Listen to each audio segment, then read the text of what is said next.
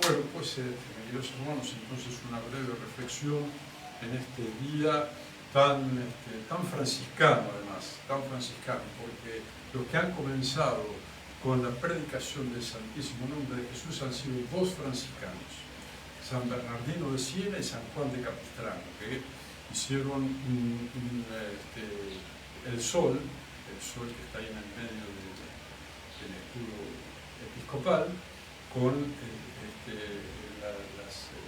las iniciales de Jesús, JHS, y con rayos, como se ve, bueno, normalmente en las custodias, donde se hace la exposición del Santísimo Sacramento, el corazón blanco de Dios, en la Sagrada Eucaristía, está como saliendo rayos de gracias, rayos de luz, etc.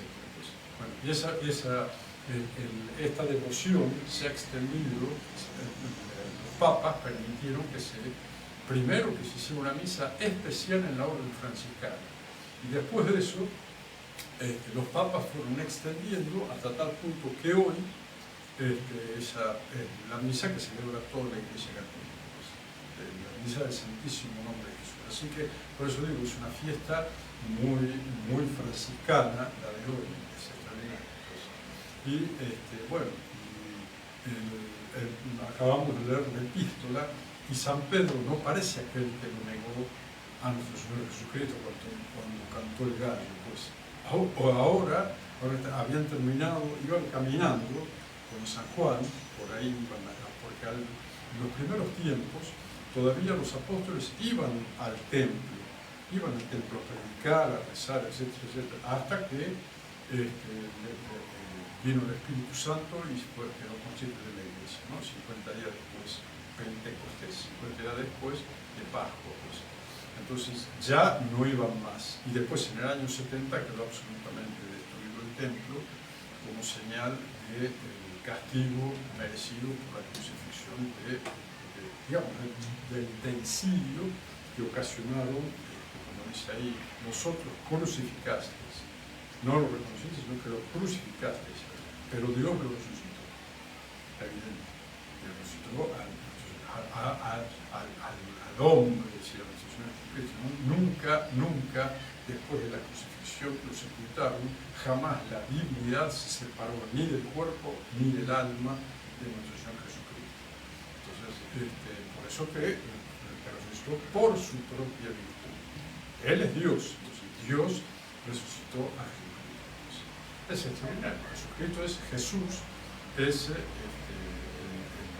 verdadero hombre, cuerpo y alma, ¿no? Está unido a una sola persona, el cuerpo y alma, una sola persona, que es la segunda de la Santísima Trinidad. Bueno, muy bien. Entonces, en Jesucristo, en Jesús, en el nombre de Jesús, hemos sido salvados, porque Jesús significa Salvador. Jesucristo es el único y el verdadero Salvador del género humano, porque es el que pagó el rescate por la liberación del pecado original, el único que podía ser, porque ningún hombre en ningún tiempo podía reparar la culpa infinita que había provocado el pecado de Adán. Era necesario una reparación infinita, y eso no lo podía hacer nadie.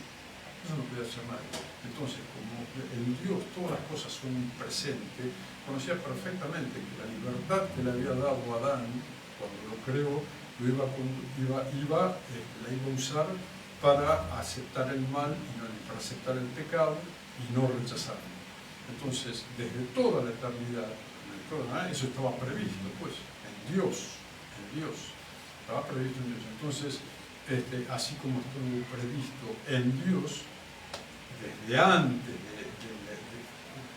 uno habla de esta manera, pero en Dios no hay antes ni después, es todo un presente. Entonces, Dios ve todo en un instante, ¿no? Es decir, nosotros hablamos con el antes, que fue para poder entender.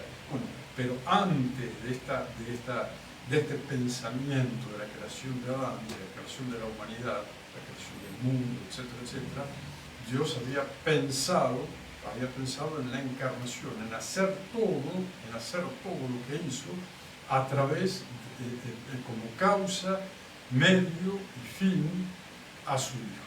a su Hijo encarnado. Y lo creó Adán pensando en Jesucristo. Por eso que esas figuritas que uno ve y esas historietas del hombre de las cavernas, eso no existe. Porque evidentemente el pecado de Adán no lo transformó en mono, ni en cavernícola, ni en nada por el estilo. Pues lo único que hizo el pecado original fue quitarle la gracia y los dones sobrenaturales que tenía, pero no lo convirtió en un mono.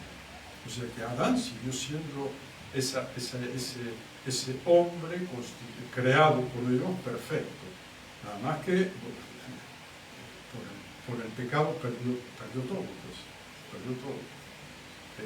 Bueno, entonces fue sacado del paraíso, donde no tenía que trabajar, tenía todo a su disposición, etc. Fue arrojado a una tierra que daba cardos y espinas. Ganarás tu pan con el sudor de tu frente. Y el paraíso quedó cerrado. Y un ángel, el paraíso, que tenía una espada flamígera. Ahí no podía entrar nadie. Pero bien, pues bueno. Entonces, nuestro Señor pensó primero en la encarnación del Verbo de Dios, y en él quiso la reparación del género humano, que sabía que Adán, que es un sapiente, digamos, ¿no? Entonces sabía que Adán iba a utilizar mal el don de la libertad, el libre albedrío, iba a elegir mal. Entonces, aquel que había sido pensado de toda la eternidad para ser rey de toda la creación, asumió en el seno de la Santísima Virgen María una carne pasible, como quedó la carne de Adán, porque Adán no estaba destinado a morir, ninguno de nosotros. Hubiera sido, el paso a la eternidad hubiera sido una dormición, como sucedió con la Virgen. Como sucedió la Virgen, que es el pecado original. Entonces la Virgen María se durmió y resulta el cielo. Bueno, entonces, eso hubiera pasado con nosotros. Hubiéramos ido en cuerpo y alma al cielo, sin ningún problema. Pero bueno, el pecado y el precio del pecado es la muerte.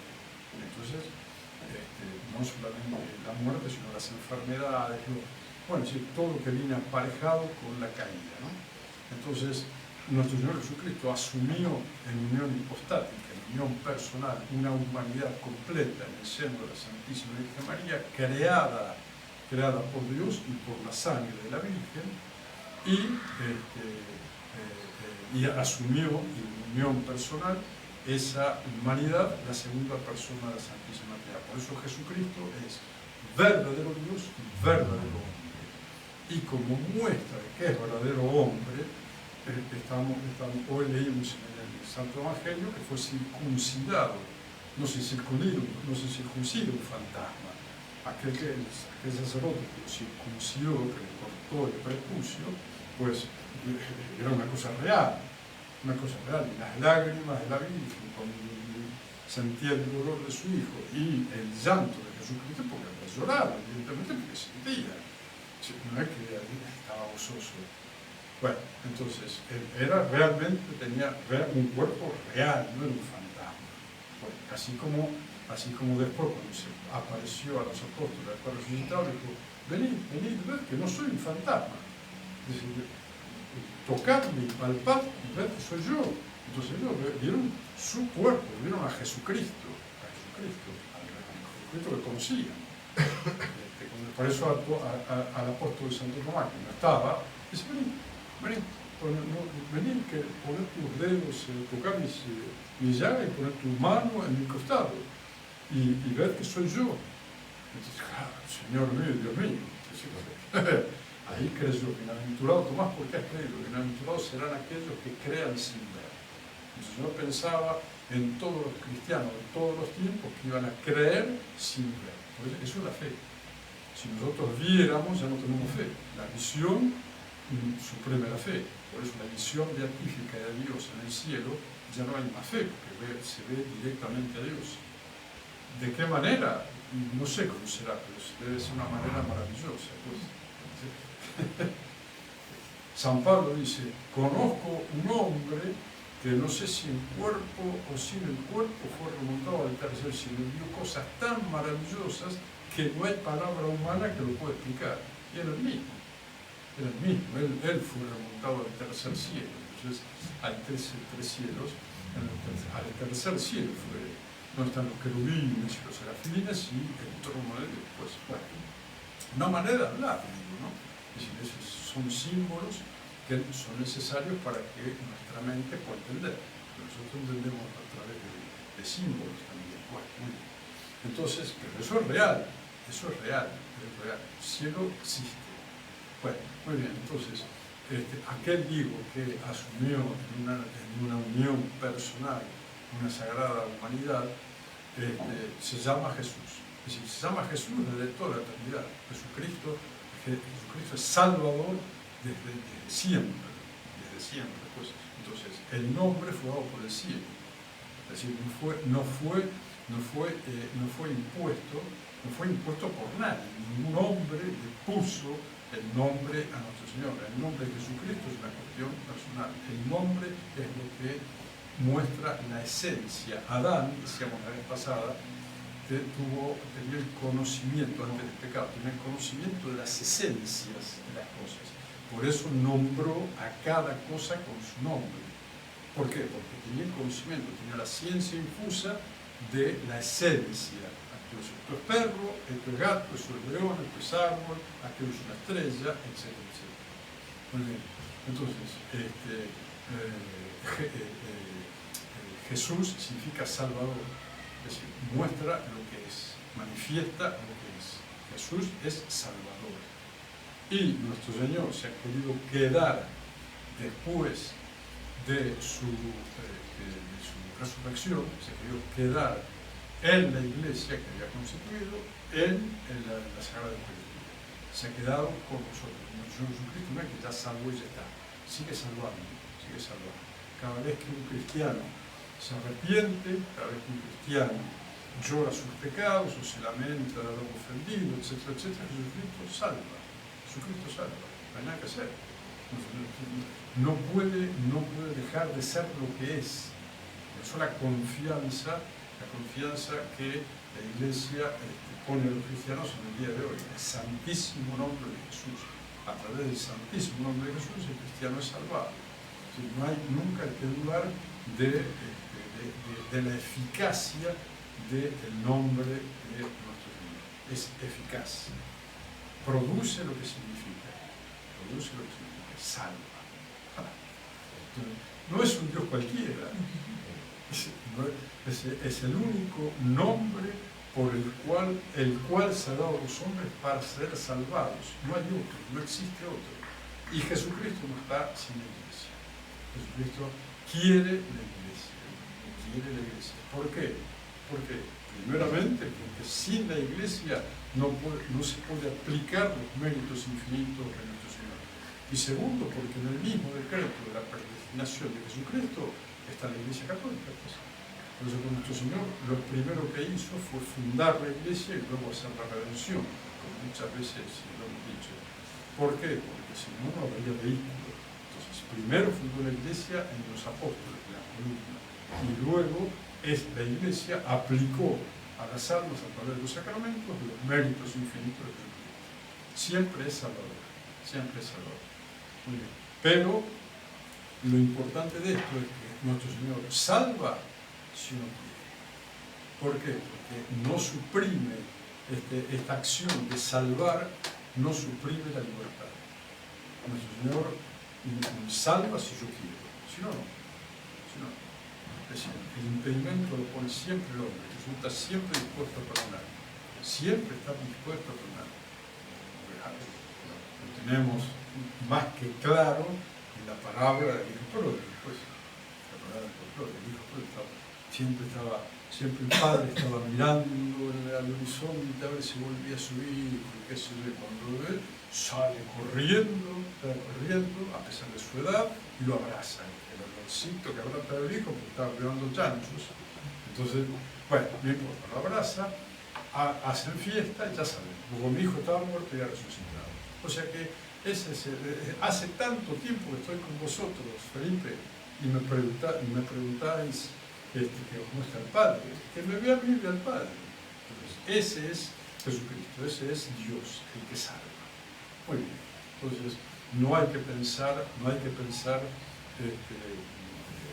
aquello que por la luz natural de la razón humana nosotros podemos llegar al conocimiento de un Dios creador y remunerador.